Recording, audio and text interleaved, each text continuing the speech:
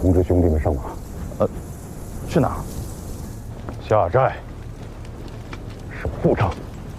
大郎，你是守城必先下寨，此乃军中常法。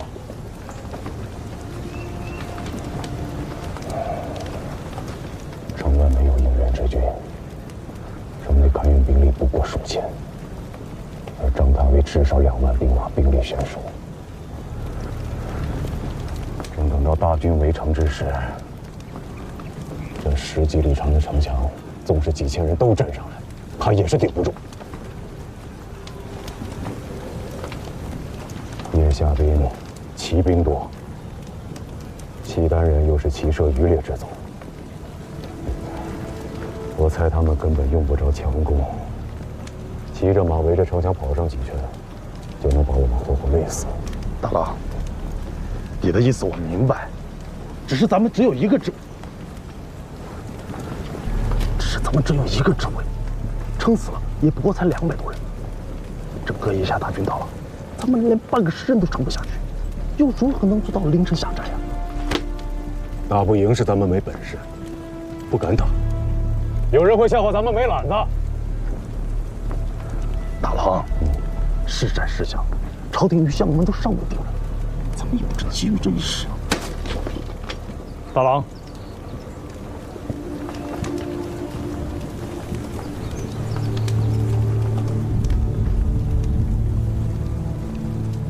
就冲你刚刚这句话，我这就去中书门下，去请冯令公的手札。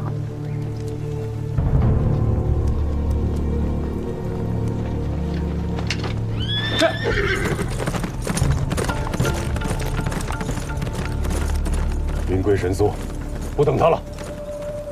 传将令，全军上马。诺。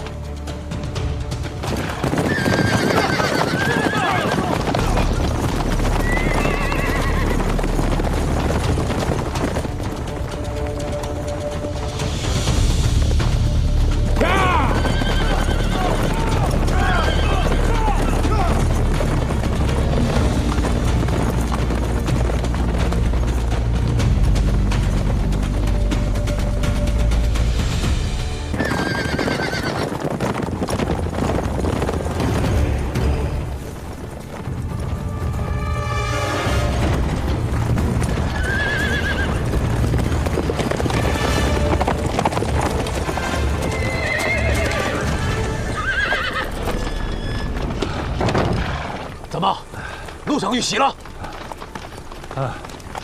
贼军前哨，不足20里。是魏博的斥候，还是远滩蓝子马？魏博斥候，真和那远滩蓝子马要是遇上了，我这就回不来了。贼中可还立于行？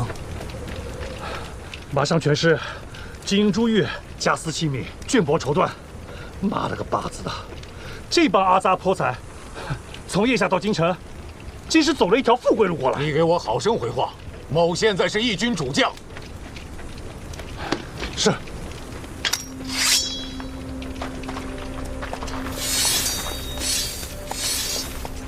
贼众沿着汴河漫卷而来，轻骑斥候在东，护卫侧翼；部族在西，4路行军，道旗却有8面，还有2顶阴雨造旗。阴雨造旗，那是契丹沃鲁朵香吻以上的贵人才能用的旗鼓制度。还有别的吗？道旗队列之间夹杂着很多义夫，未能向前，不能尽数。粗略算算，应该有10000人以上。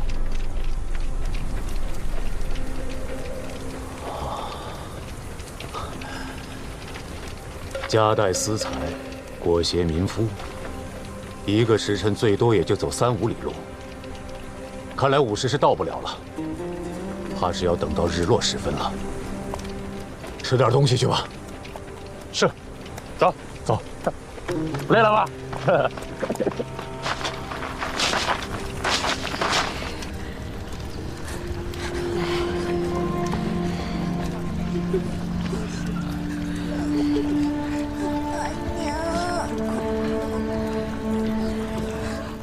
日落方至，不是说午时吗？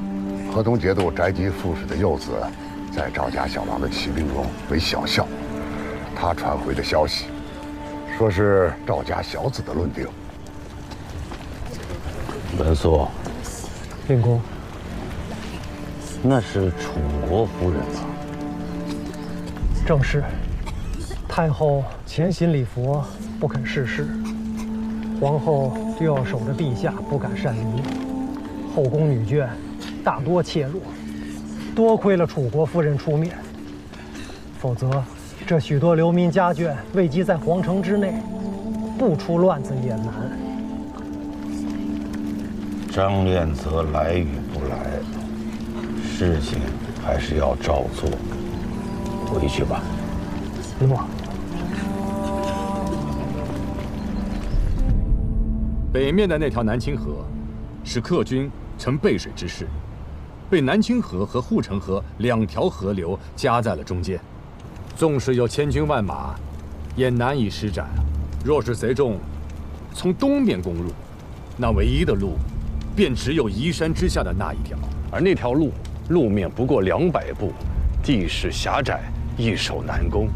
如果他们攻上了山，以居高临下之势，那又被南清河所阻碍，同样也是无法展现兵力。由此可见，令郎下寨的位置是选得极佳的。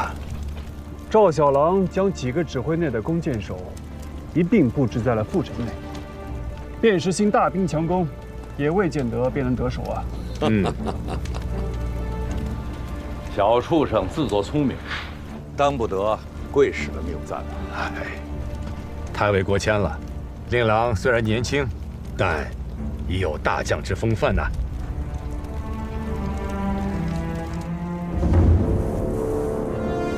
二郎们将一壶36支狼牙箭尽数用完，一都100人，便是3600支箭，可保万全无虞。少诓我，你这一都何尝能有100人？100人没有，80人总是有的。善射之士难寻，在各指挥皆为精锐旋风，又或是亲近卫士。谁家吃空饷，敢吃到这里面呢？那是和自家性命过不去。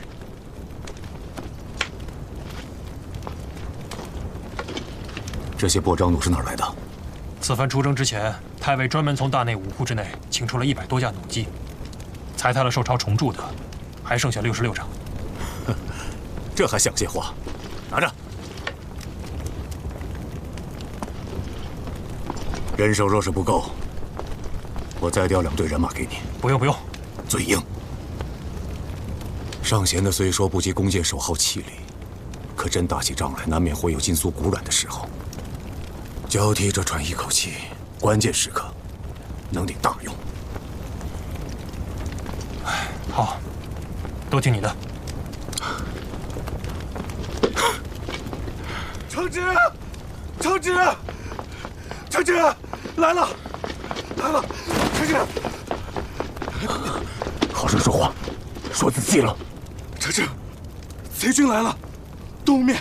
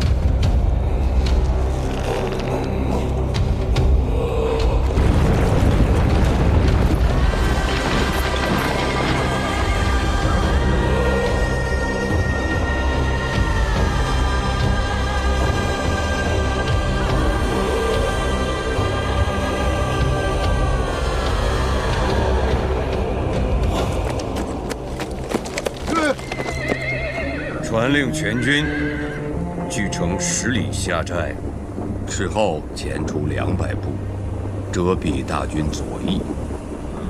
叫弟兄们都小心点儿，那城里怕是有古怪。走，撤，撤！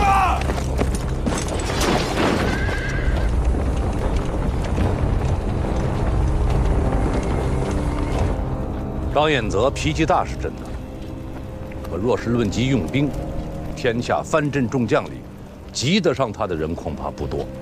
想让他大义轻敌，吃上一个小亏，怕是痴心妄想了。贼众虽原来疲惫，仪态骄纵，却是无懈可击。张彦泽纠正了龙基，先帝与当今2代天子厌极了他，却始终不夺他的兵权。果然有些道理。今日打不了仗了，让儿郎们谨慎些。哦。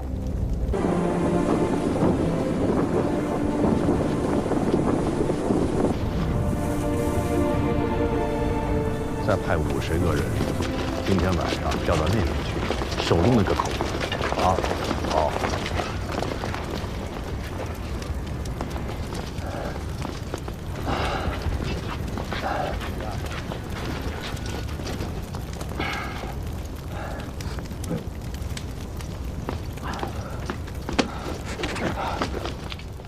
你在干嘛？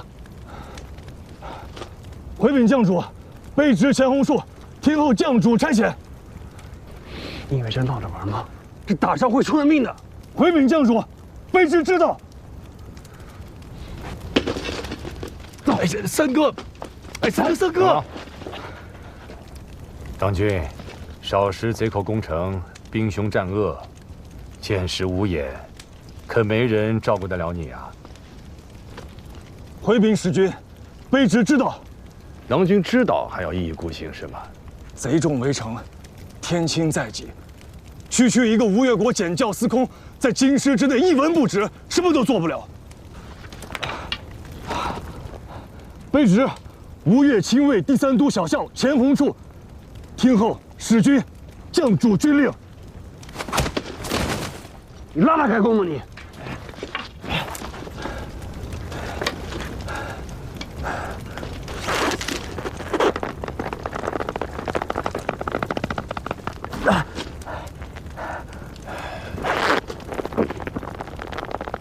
行了。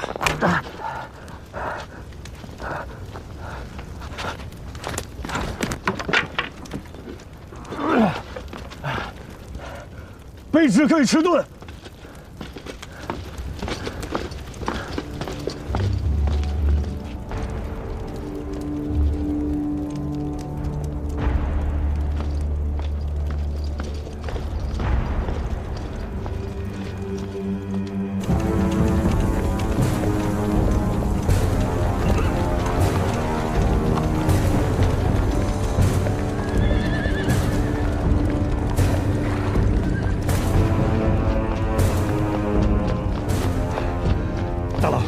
看马来报，张力出营了。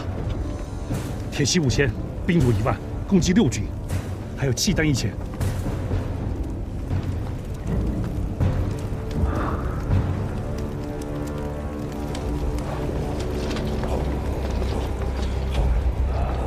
传令下去，各指挥紧守城墙，无令擅自出营者立斩，大声喧哗蛊惑军心者立斩。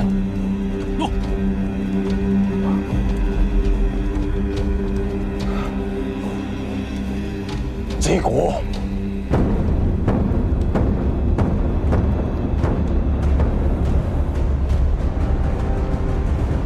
骑兵第1响掠宣阳门，第2响掠营出门，摆布慢水。叫弟兄们都长点眼，不要靠近营出门摆布之内，小心吃了那些童子的亏。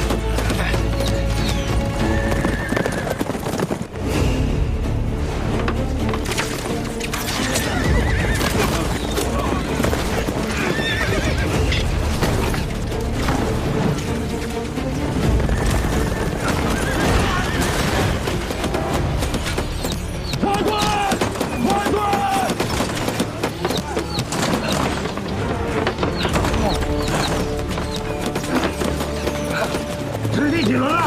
第4轮了。1拳300到500步，3拳就是2到3里地啊！一大早马力壮得很，跑这么10来里也没打紧啊！那就再忍着他10拳。通知各指挥，提前半个时辰放饭。是。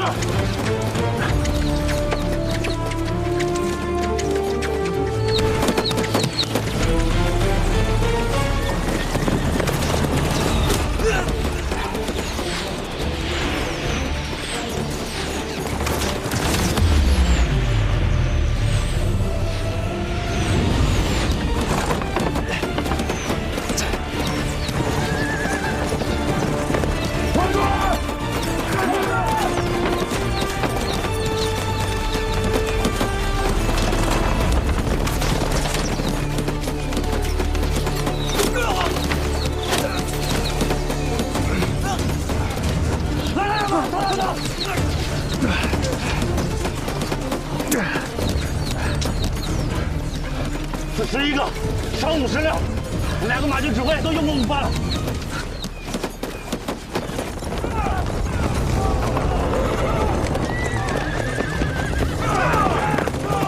第10圈了。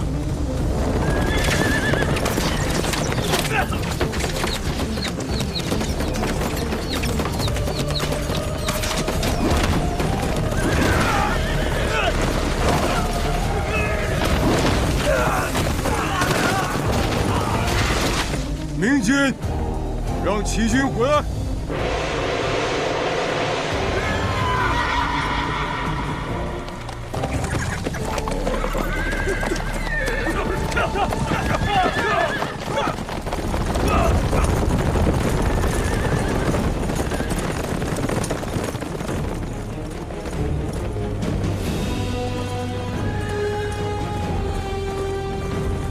长官。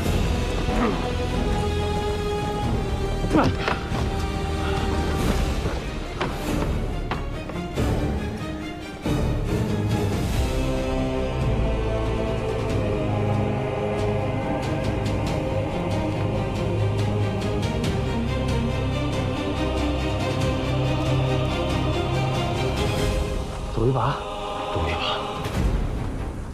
神权接令！想让什么呀？不是你说赌一把吗？我跟你赌一个金刀子，这是张太尉给咱们下的套子。啊！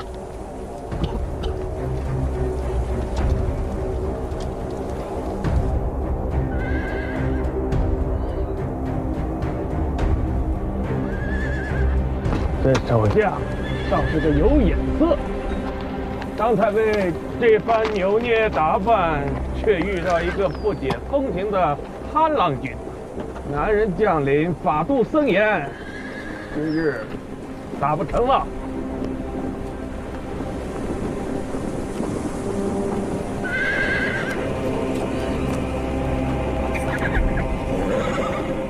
步军先退，骑兵断后，收兵用饭。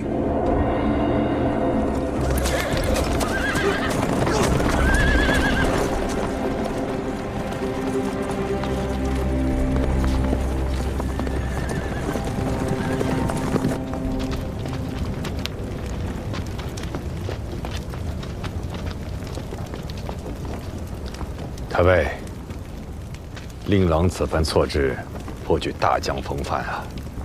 他日成就，不可小觑。不就是从头说到尾，死也不动他吗？咱们在城墙上不也是这般？司空说的是啊，小畜生担不得使君的谬赞啊！吃这饼还堵不住你的嘴呀！来，水酒给我接。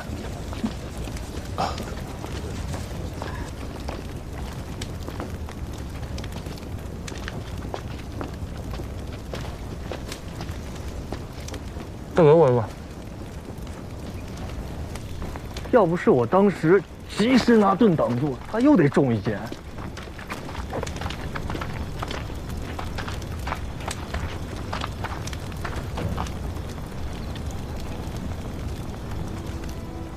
你这却又是何必？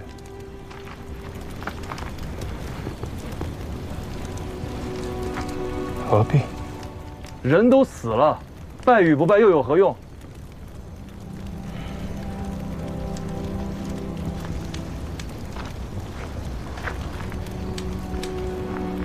因为他本不该死。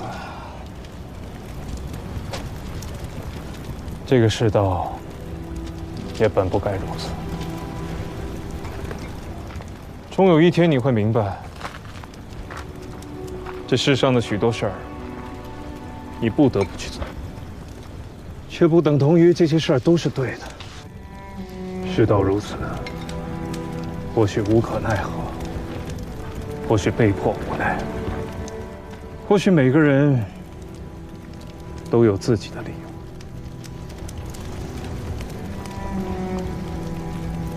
可是非总该是要有的，不管旁人如何说，如何看，自家心里一定要知道，这是错的。可世道的错也是错，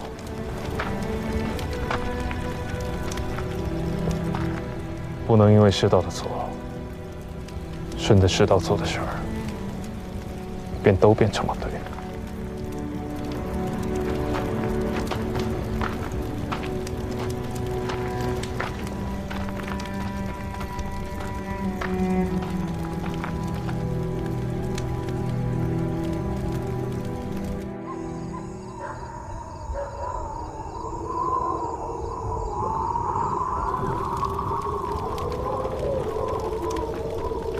什么人？滴血！滴血！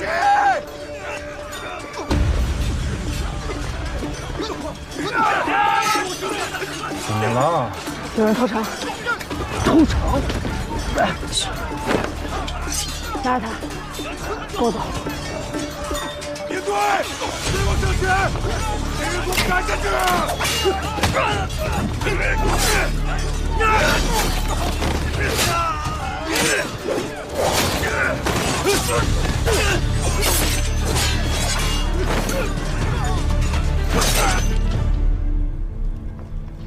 应该是从西面绕过来的，否则纵然是走路，咱们应该也能听得见。夜里行军，不能骑马，但他们却得带着马来，否则一旦失机，他们想逃都逃不掉。那他们应该是牵着马过来的，将马放在西段护城河边上，着人看守，然后再徒步从冰面上过河，再用钩镰之类的东西挂着绳索攀上了城墙。这样，我带一个骑兵指挥出去，从西面兜个圈子绕回来，将他们的马全杀了。张太尉打了这许多年的仗，你觉得他会安坐在大营里，等着你先宰他的马，再杀他的人？来，你信不信？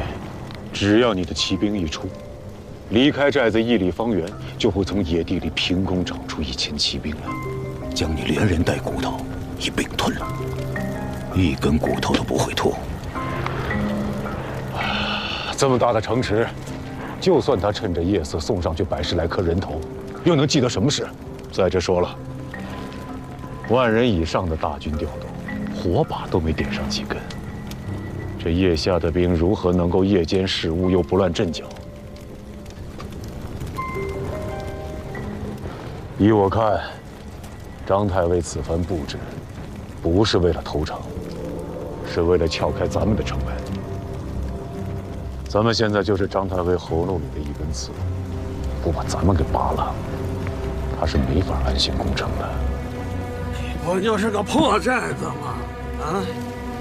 也知得太尉如此殚精竭虑，为了拽那寨中守将出来，将5000骑兵派到南面去设伏不说，将自己的亲卫孝杰都放到城楼上做了饵，本钱不可谓不大呀。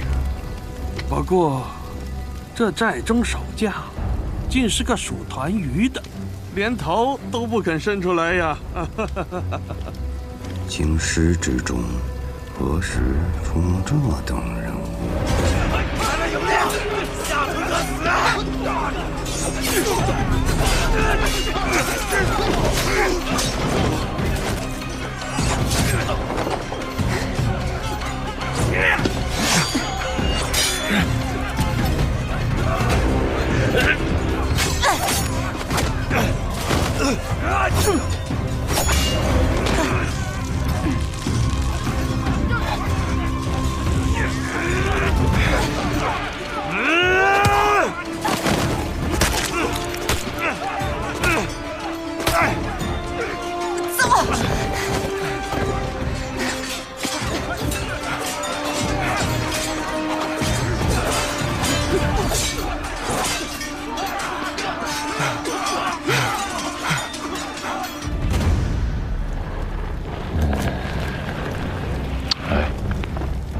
你若是张太尉，将大营扎在南清河畔，又会将粮草辎重摆在何处呢？